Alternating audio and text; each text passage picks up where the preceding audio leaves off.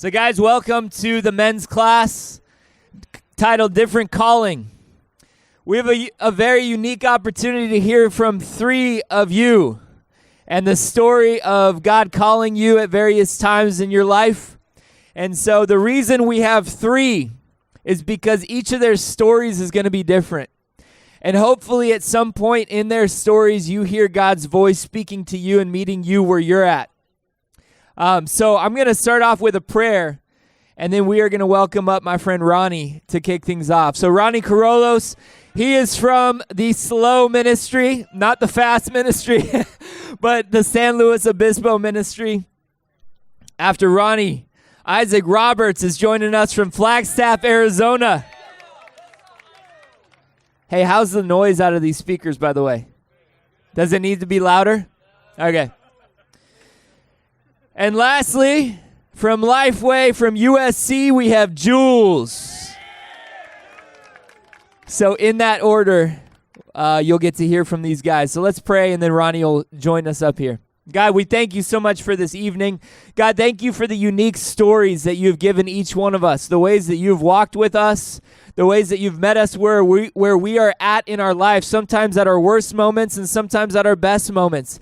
And God, we thank you for your calling in our life. Some of us have not heeded your calling in our life yet.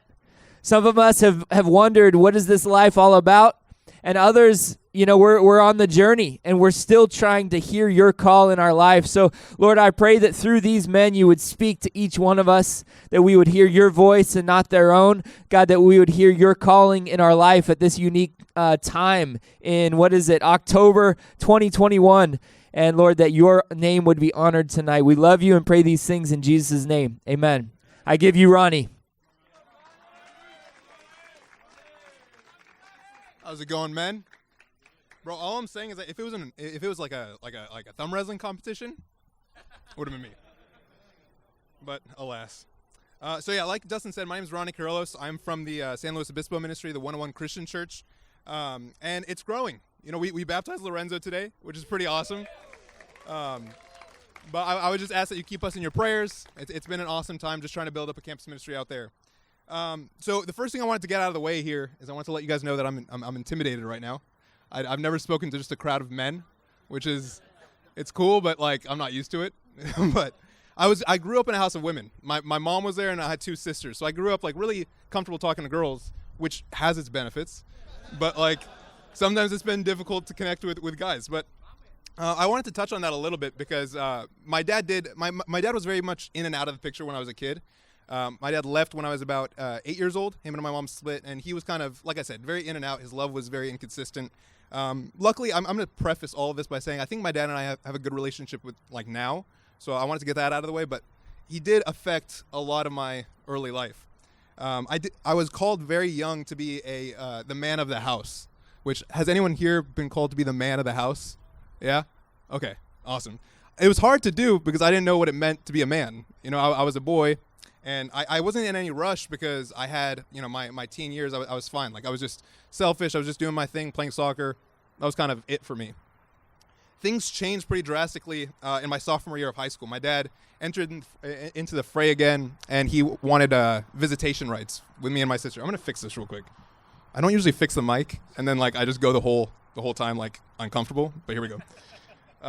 But, yeah, so he came back into the picture, asked for visitation rights, and I didn't think too much of it because I was a teenager. I was on my phone the entire time, so I didn't really care too much. My older sister, Mayar, she was over 18 already, so it didn't affect her at all.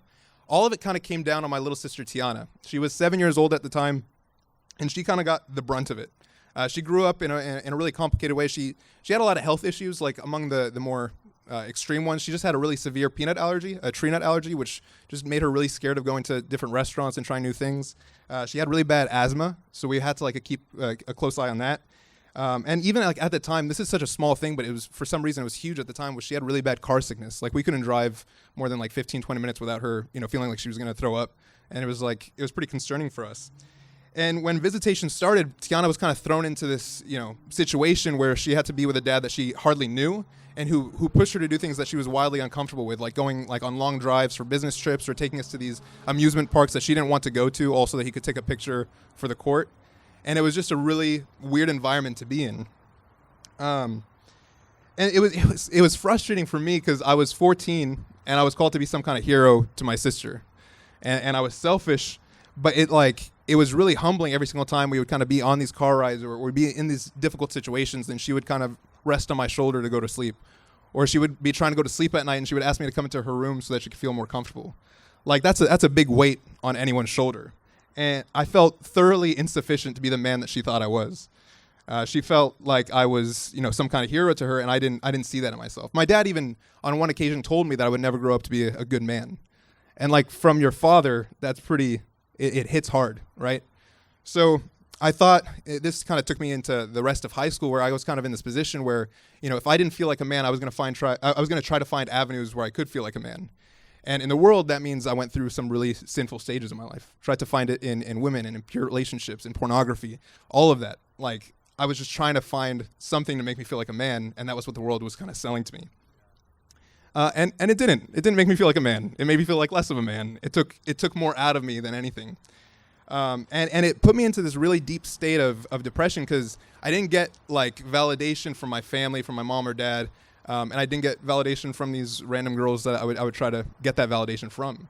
So I just felt like, oh, maybe I'm just not meant for it. Like maybe I'm unlovable, right? And it took me to some really dark places until college, my freshman year of college. It continued all the way through there, and I was like, I think I'm gonna kill myself. Like I don't see really a point of staying alive. Like there was no real push for me to do that. And on one night in particular, and I don't really know exactly what led me to this. I know that there was some deep sin that night, but I remember just staying up until like 3 a.m. And just for like a whole hour or two, I was just thinking, and I was just upset, and I was depressed, and I was like, I think this is the night I'm gonna take my life. I got genuinely scared for a second because I've had those thoughts before, but this was a particular night where I was actually scared that I would do it. Like it felt real. Like I was scared that I wouldn't see the next day. And it was in that moment that my dad did show up, and I'm not talking about my worldly dad. I'm talking about my heavenly Father, God. He showed up in a place where I felt so empty and I had nothing left, and he was still there. Matthew 5, verse 3, this is on the Sermon on the Mount. I'm reading out the Message version, but Jesus says, "You're blessed when you're at the end of your rope. With less of you, there's more of God." God found me in a place where I was completely empty. And I remember he put this specific thought in my head, I think, where right as I was thinking of like me not living anymore, I was thinking about the aftermath of like my funeral, like what would happen then. And I was thinking about my mom and my older sister, but I was specifically thinking about Tiana, my little sister. And I was thinking about what she thought of me and how much that would break her heart. Because she had an amazing grandpa. I didn't talk about my grandpa, but my grandpa was a man who died when I was young, but he was an amazing guy. So Tiana would have this amazing grandfather that she never really met. She would have this father that was really inconsistent with the way he showed love for her. And she would have this brother who she loved with all her heart, but who just gave up on himself and who gave up on her. And that was a really depressing thought to think about, but I think God put that in my head for a specific purpose. He made me realize that I do have a calling. I started to go to church. The Catholic church that I went to, I went like every day for a while, and then I started going to this Bible study at that church. And it was funny because it was I was 18 at the time. It was my freshman year of college, and I thought I was considered a teenager, but I walked in and it was a teen Bible study, so there was 12 and 13-year-old people there. And I walked in, I felt really uncomfortable. So I dipped. I went home, went on Facebook, and just searched Christian college groups. And since Alpha Omega starts with an A, that was the first one on that list. And that's right, we did it right. So I went, I Facebook messaged them, started going to the Bible talks, and started studying the Bible. And for the first time in my life, I met what a godly man looks like. And these guys were helping me through some of the toughest situations in my life. These guys come from different backgrounds. Some of them are around you today. And I thought to myself, wow, this is it. This is my calling. My calling isn't to be the man of the house or to be a man. To be a man after God's own heart, like David. And this is the difference. And I kind of wrote down some differences. Men of the world are called to puff out their chests and act tough. Godly men are called to be meek, humble, and loving. Men of the world are called to lust after and objectify women. Godly men are asked to take care of them and to respect them. Men of the world are called to waste themselves to drunkenness and drugs and anything that just pleasures them. Godly men are told to look after themselves and actually find true joy in taking care of themselves. Godly or men of the world are called to pretend like they know everything. Godly men are called to be humble and to ask for help when they need it. These are all things that the world didn't tell me. And I was lost for the longest time because I was called to be this man, and I didn't know what a good man was. And that's the thing. That's the different calling that we all share, is we're all called to be godly men.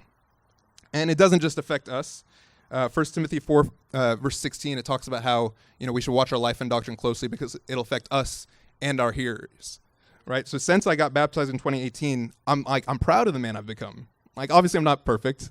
I'm like far from perfect. Sometimes I'm really disappointed. But like overall, from a wide lens, I'm really happy with how my life has changed. My mom actually got baptized in 2019, which was awesome. And I've been like the brother I wanted to be for my sister, that person that she can rely on and she can put this kind of faith in. And I have that confidence with her. I'm not always there physically for her, but whenever she calls, I'm answering my phone. I'm present for her. And that's what we're called to be. We're called to be present. We're called to be loving. We're called to be there for each other. And that's something that the world doesn't preach that often, but it's something that we could find in God. And for me, I found that was a big indicator of what I wanted to do for my life. I wanted to go into the full-time ministry, and I wanted to do that, for other people. I wanted to find other people on campus who just needed someone to be there for them. And whether that's your calling or not, that's fine. But we all kind of share some dynamics of that. We're called to be there to listen, to comfort, to help when we can, and to correct. But most of all, we as men are called to love. And I wanted to rest on that and keep that in mind as we go into the rest of the night. I'm excited to hear the other two guys talk, but thank you for listening. Yeah.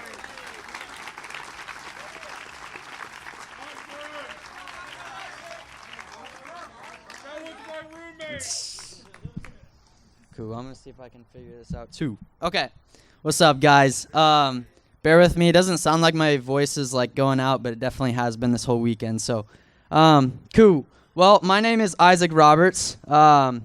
I'm 20 years old, and I'm not in what most people consider normal college. I'm not enrolled in a college right now, but I'm enrolled in the College of Ministry at NAU in Flagstaff. We just started a campus ministry there, and it's been awesome. Ethan and DJ are here, along with Jenna and Sonia too. And I just wanted to kind of have an opportunity to share with you about my life. I grew up in Phoenix in our group of churches, moved to Flagstaff this summer, and to be a part of the mission team out there. And so kind of the way that I grew up, my parents were devout Christians, and they were Christians in our church. And the way that they found Jesus is very crazy, and I want to share this with you guys because it's kind of mind-blowing. So they were married in their early 20s, and then they divorced a little bit later. It was almost like 9 months after they initially got married. And they were trying to get back together and figure things out in their relationship. And then they were reached out to and said, hey, do you want to study the Bible? You're trying to figure out your marriage. You're trying to figure out your kids. Because at that point, they had already had my older sister. And so they started studying the Bible. Eventually, they made the decision to make Jesus Lord of their life. And I'm so incredibly grateful for this. This is a lot of the reason that I am who I am today. And so then they got baptized in, I think it was 2001, the year that I was born. And then a week later, they got remarried. And so luckily, because of Jesus and them listening to his calling, I was able to have both parents that were present and around in my life. But my sister definitely saw a lot of that pain in that relationship.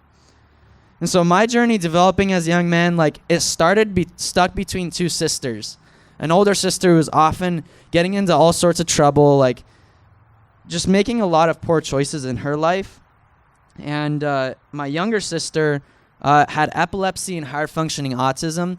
And so I was stuck in the middle from this, and my sinful nature, began to grow because my parents' attention went so much towards my sisters that it got to a point where I was like, okay, I got to figure out what to do. And me being the people pleaser that I am, I was like, okay, I got to figure this out. I'm going to learn how to just seek reward from people. And so this kind of resulted in people pleasing, looking at pornography a couple times a week at a very young age. And most of all, it left me desperately insecure about was I good enough? Was I good enough for my parents? Am I good enough to even be standing up here talking to you guys? Like, those questions often went through my head because people were constantly telling me, like, Isaac, you're so great. But, like, in the back of my mind, I'm thinking, like, no, like, for my whole life, I've only known being stuck in between these two sisters that demand so much attention. And I didn't even know it was eating me alive till I started to study the Bible and wrestled through a few questions with God. And then I was ready. I was like, okay, Jesus is going to be Lord. And so I was baptized January 15th, 2017, and made that decision. And what I love is life didn't, like, go down from there. For me, like, I had some of the greatest years of my life being a disciple of Jesus, being a follower of Jesus. And, yeah, and so tonight I'd like to share about how it went from living a life for others to living a life for others. You guys didn't hear me wrong. So I'll explain. So what I mean is I live for reward from other people, and eventually God called me to live a life so that other people could get that reward. And so I've been following Jesus for almost 5 years now, and if there's one thing that I've noticed this whole entire time, is it doesn't stop with just your conversion. Following Jesus is full of continual transformation. You're constantly learning and growing and learning about your past. In no way does Jesus call us once and that's it, we're good. No, there are multiple transformations that happen. And it starts with your conversion, and the journey only continues from there. You'd be mistaken to think it's change once and you can kind of cruise from there. And so living a life for others in the way that I was really left me with all sorts of issues. My sinful nature had other people's thoughts, opinions, and concerns on my mind, which felt like it was 24/7, constantly thinking about how can I please others? How can I put on a facade to be perfect? And what's unique is when you seek the attention of others and don't get it, it leaves you incredibly insecure because people will let you down. I remember walking around anywhere public, especially like, even though I didn't go to college, I was on campuses a lot. I just was like, do people think my socks look weird? Like little questions like that, or even my side profile, like just little things like that. It's like, why was that in my mind? But my reward was the approval that I would get from others, and I appeared perfect on the outside. Life for me had become unexciting, especially when it came to helping others have this life, because I didn't see Christian life as exciting. I had first few years that were great, but then these things caught up to me. And when you live life for others' reward, it becomes exhausting and unfulfilling. And I was constantly disappointed in the results of helping people in general. Because if I didn't receive praise for it, or if I didn't get what I wanted, then I was going to be left empty. I recall times as I led people to relationships with Jesus, I'd ask myself, why am I not as excited as everyone else? Like, we just had a baptism. And I would ask myself, why am I not excited about this guy making Jesus Lord of his life? Isn't that the greatest thing for him? And what's even crazier is I would never admit these things to myself. I'd brush it off and say, nah, you've got the right motive. Or no, Isaac, you really have, you're making an impact for God.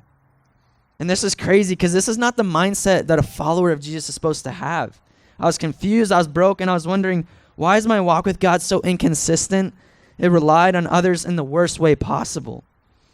And I was continually in a state of living life for others' reward. Like it says in Matthew 6, we're talking about the Sermon on the Mount. Jesus warns us of this. In verse 1 of chapter 6, he says, "Be careful not to practice your righteousness in front of others, to be seen by them. If you do, you will have no reward from your Father in heaven." Verse 5, "And when you pray, do not be like the hypocrites, for they love to pray standing in the synagogues and on the street corners to be seen by others. Truly, I tell you, they have their reward in full, or they have received their reward in full. When you fast, do not look somber as the hypocrites do, for they disfigure their faces. They show others they are fasting. Truly, I tell you, they have received their reward in full." And most importantly, in verse 19, "Do not store up for yourselves on earth where moths and vermin destroy and where thieves break in and steal." But what's crazy is Jesus' calling to be different from pleasing others is what was about to transform my life. He was about to call me out of my sinful nature that I was so enslaved to. And you know what's crazy is Jesus believed in me all along. Like, I want to remind you guys, Jesus believes in you.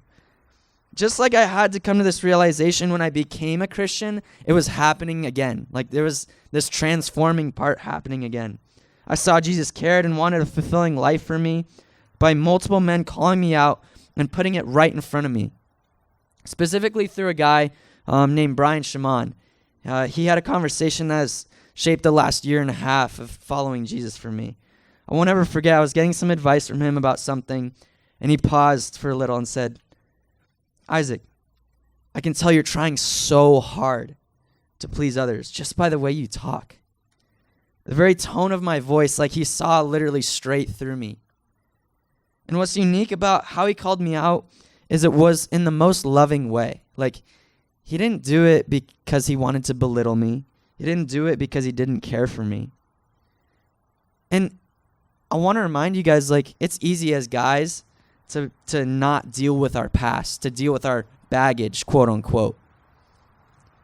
But for me, I can consider myself a pretty emotional person and like kind of in touch with my past a little bit, but yet I'd missed these things for so long. Like, I didn't even understand how this was affecting my relationships, my walk with God. And once this conversation happened, it got me on this upward spiral to discover the why. Like, the question why is so, like, I don't even know how to describe it. Just asking the question why sometimes can help you figure out some of the deepest, like, insecurities and reasons why you do things. And so I had to ask myself, like, why do I study the Bible with people? To help on their journey to become a Christian? Or why do I think Jesus is so great? Or why do I live this Christian lifestyle and day in and day out, even though it's so hard sometimes? And I didn't ask this in a skeptical way, but I asked myself why, and I realized pretty much all of the stuff that I'm sharing with you now. And my life was for others and the reward they would give me. And eventually it got so clear because of Jesus' example, it challenged me to ask even further questions like, why do you call me your all? Or why do you follow me? Why do you love Jesus? Why do you think Jesus is so great? Nothing in my life had made me more concerned because I really needed to wrestle with the fact that what I'd been committed to for so long, was it really my priority was my priority people? And so I realized that, well, if I'm going to live for people, then I might as well like live for people in a great way, for people to see the reward of following Jesus. And so I still needed to check my motives, but now my genuine wish is for like, if one day I could just have someone see what it's like to be a disciple, like someone that doesn't know the Christian lifestyle, just for a week, like, hey, come with me. Let's figure out what it means to follow Jesus, the depth in relationships, the things that we miss when we're not living for Jesus and his calling. And my calling now is to seek to help others have this realization too. And this is the life I was talking about earlier, how I used to live for others, and now I live for others. There's no way to help people listen to Jesus' calling if they don't understand what Jesus' calling is. And this is so different because it makes life about others' lives and not our own ambitions, but putting God's ambitions first, then helping others to do the same. This isn't just my calling. Do you understand the calling Jesus has for you in Matthew 6:20? But store for yourselves treasures in heaven where thieves do not break in and steal. This is the last thing. I don't know about you, but I don't want to be robbed of the things that I'm storing up for. And it's investing in things that God wants in heaven. The things that people's approval, that's not going to be up there. Pornography and the temporary pleasure that you get from it, that's not going to be up there. But storing up for yourselves things that are going to actually last. Don't let your life go by without listening to Jesus' calling, because it can save so much pain and disappointment. Because if I wouldn't have followed Jesus' calling for my life, there'd be so much more I'd be sharing with you guys now. So thank you for letting me share. I'm grateful to be able to just share my heart and some of these things. I'm going to know a lot more in 5 years from now, so I want to encourage you guys, like, start on that journey now. So, cool. Thanks for letting me share.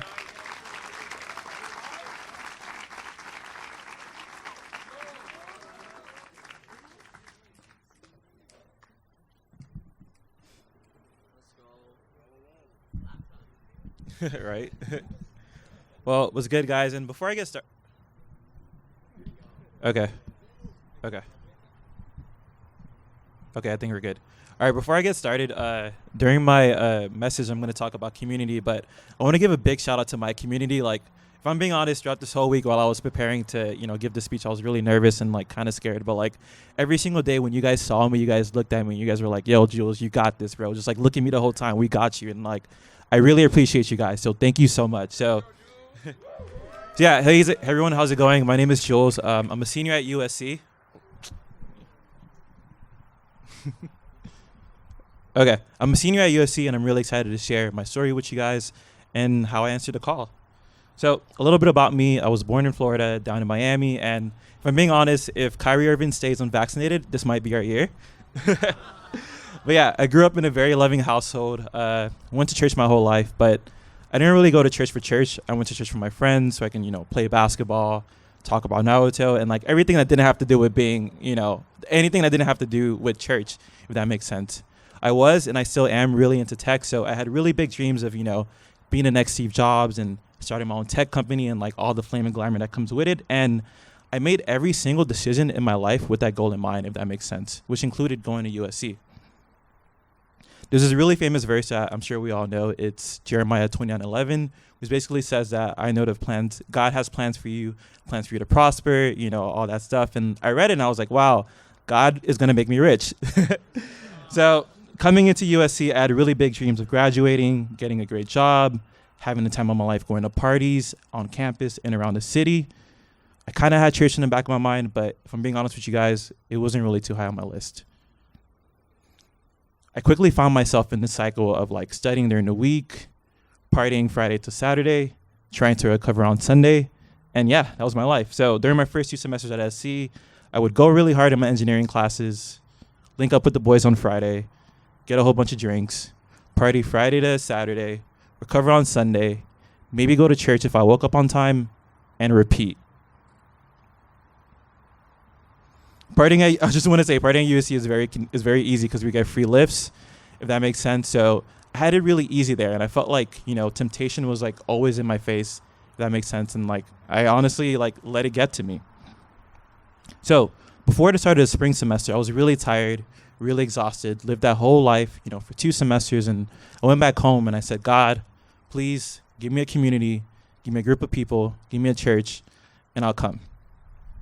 So I went into the semester with this brand new mindset of, finding a church, finding a community, and boom, I fell right back into the cycle of partying, drinking, messing with girls, doing all that stuff. One day I was walking home from campus and I was approached by this guy named Jake, who was a campus minister. And he was like, "Hey, you look like a cool guy. Want to study the Bible?" And I was like, sure, why not? But I made things really difficult. I wouldn't always respond to texts. I would go to studies. And I forgot I did this, but he reminded me. I would go into studies and I was like, you guys have 30 minutes, let's go. And then, I know, right? Like, who am I? But they made it work. I barely showed up to campus events because I was still focused, doing good academically, again, talking to girls and partying. But I eventually came around. The more I came out to stuff, went to church, studied the Bible, the more I started to understand God's calling on my life. God died on the cross so that I might, emphasis on might, give him a chance. And when I heard that really resonated with me. And on May 15, 2019, I decided to get baptized and give my life to Christ, right? I really wish this is where the story ended, but it doesn't. So at this point, I'm really hyped, found a great church, found a great community filled with great people, and most importantly, a relationship with God. But right after I got baptized, I moved to Boise, Idaho. Yes, Boise. During the semester, I got this awesome opportunity to work at HP as a software engineer, and their main office is in the Boy and in the Bay and in Houston. So I figured, okay, I'll be in the Bay and in Houston. But the team that I was placed on was actually in Boise, right? So I went to Boise as this baby Christian, ready to continue my momentum, and I joined my sister church out there.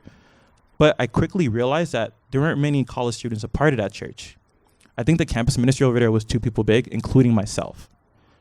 To this day, I mean, I didn't really feel like I fit in with the crowd over there. So I started hanging out with the HP interns. and I started to fall back into my old ways. One night turned into a whole weekend.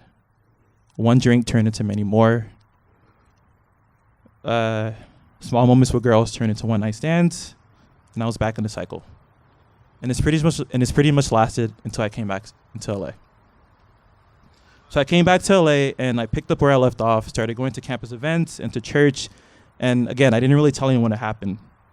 But that experience that I had in Boise still lingered, and I was losing to temptation a lot more.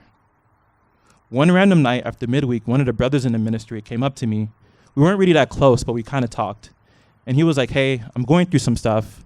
He confessed to me what he was going through, and it was very similar to my story. I heard that, and I was like, wow, like I barely talked to this guy. And he shared this really deep experience about what he was going through. And this inspired me to eventually come out and be open. So during a Bible study, we were doing the sin study, and like we were going on the table talking about our different sins, and it came up to me, and I decided to talk about what I was going through during another guy's study. And this caught my minister by surprise, Jake. He was like, that sounds new. And eventually that conversation led to many more conversations where I told the truth about what happened in Boise and what was happening now. I was really embarrassed, and I thought to myself, man, am I about to get kicked out of the church? But instead of getting kicked out, I was loved. And instead of getting kicked out, I was loved. And I was given a hand. My campus leaders and the brothers that originally sparked that desire for me to get open gave me some great advice. And they told me that they would support me on my journey to getting back on track. And slowly but surely, I got back on track. Right in the middle of working on myself, COVID hit, and I had to go back to Miami. I got connected to our sister church over there, but this time, it was a much better experience. I felt at home there. I was a part of a dope ministry. The people there were even people there that I went to high school with that were baptized, so I was so motivated. All right? It's crazy. Like, look at God. So yeah, I was so motivated, was a part of this dope ministry, and I came back to LA once COVID lessened. So for the first time, I was really able to give my heart to God and like give back to the ministry that gave so much to me. Now that I was free from the burden of sin, I was eager to help others do the same. One of the highlights of this past year was being able to be a part of Jack Raz's study, who's standing in the back, and helping him get baptized along with my minister, Jake, and Daniel Lua, who's standing over there. So in general, I feel like God has really blessed the USC ministry. It's growing so much in so many great ways, and I'm grateful to be a part of that growth. And I'm happy to say that now it's been well over a year since I messed up with alcohol, drugs, women, and I'm determined to stay on the course. As I reflect on my story, it's amazing how much God changed my mindset. Now I messed up a little bit, but yeah, I'm really happy about how God changed my mindset. I used to value looking good in front of the ministry and acting like I had it all together. Now, I value being open and honest and talking about the different things that I'm going through. I value the parties and the girls and the typical college lifestyle. Now, I value midweeks and devos and encouraging the sisters in the ministry. Even with getting rich and going after a career, ironically, in some ways, God did help with that. I landed a great job in New York, and I'll be moving there soon. And, right, let's go.